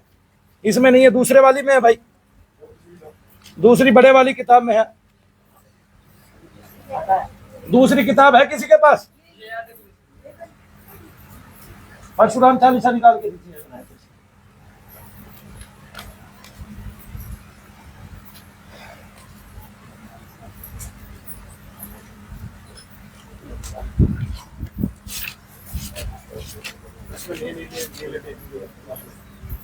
देख लो भाई, होगी तो ठीक है।